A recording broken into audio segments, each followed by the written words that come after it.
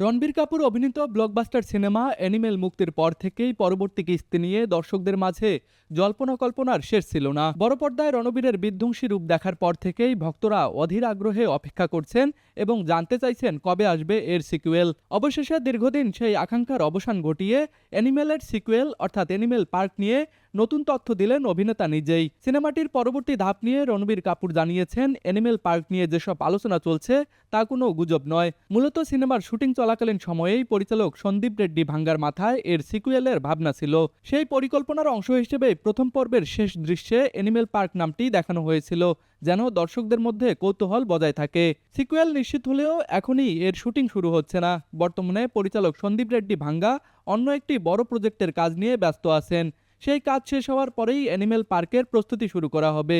ফলে এর শুটিং ফ্লোরে গড়াতে সিনেমাটির আরও কিছু সময় লাগবে বলে জানা গিয়েছে। সেক্ষেত্রে বড় পর্দায় সিনেমাটি আসাটাও একটু সময় সাপেক্ষ ব্যাপার। এবারের কিস্তিতে দর্শকদের জন্য বড় চমক হিসেবে থাকতে পারে রণবীরের দ্বৈত চরিত্র।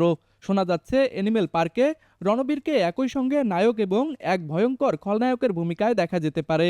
এই দ্বৈত চরিত্র সিনেমার গল্পে নতুন মাত্রা যোগ করবে বলে ধারণা করা হচ্ছে। বিনোদন ডেস্ক, RCTV।